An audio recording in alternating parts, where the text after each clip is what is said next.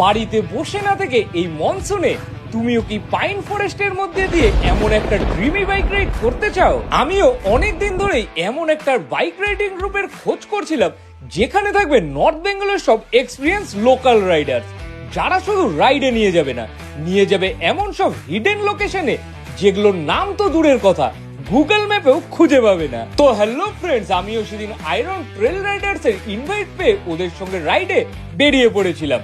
বিশ্বাস করো, ওদের ওয়েলকামটা ছিল একদম অসাধারণ। আর সবচেয়ে ভালো লেগেছে প্রত্যেকটা রাইডার যেভাবে আমাকে আর আমার ভিডিওগুলোকে ভালোবাসা দিয়েছে।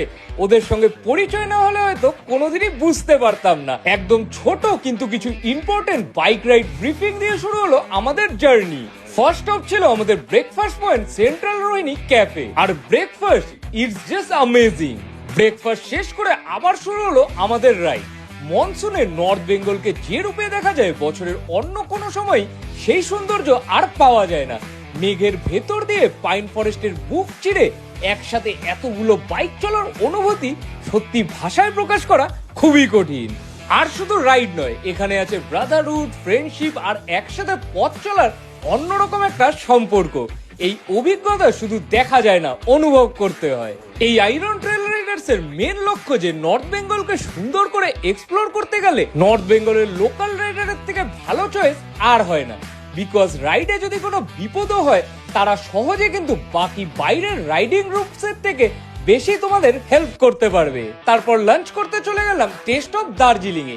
এমন বৃষ্টি ভেজা আবহাওয়ার মাঝে এমন মাটন ভাত খাওয়াবে সেটা হয়তো আমি একদমই আশা করিনি। আমি হয়তো ভেবেছিলাম খাওয়া দাওয়ার পর্ব হয়তো এখানেই শেষ, কিন্তু না, সারপ্রাইজ তখনও বাকি ছিল। ফেরার পথে ইভিনিং স্ন্যাক্স হিসেবে সবাইকে গরম গরম চিকেন থুপ্পা খাওয়ানো হলো। ভাবুন তো, ব্রেকফাস্ট, লাঞ্চ, ইভিনিং স্ন্যাক্স আর পুরো রাইডের রেজিস্ট্রেশন ফ্রি ছিল মাত্র 450 রুপি।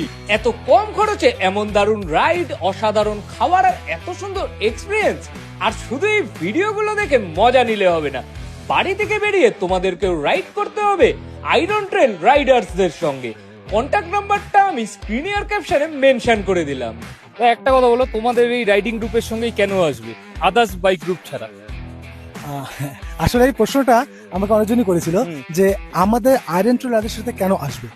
তো প্রথম কথা হচ্ছে, আমরা নট অনলি বাইক রাইডার্স, আমরা একটা কমিউনিটি, একটা পরিবার। যখন কোনো রাইডার বা কোনো বন্ধু আমাদের সাথে যুক্ত হচ্ছে, তাকে আমাদের মূল কাজ হচ্ছে আমাদের এই নর্থ বেঙ্গলকে, একদম কোর নর্থ বেঙ্গলকে ফিল করানো। আজকে আমরা এসেছি প্রকৃতার গ্রামে, বগুড়া ভিলেজে।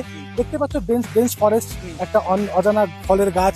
এই যে আমরা যে দেখছি জায়গাটা, এখানকার ওয়েদার যাই বলো না কেন সেটা আলাদা। আর উত্তরবঙ্গ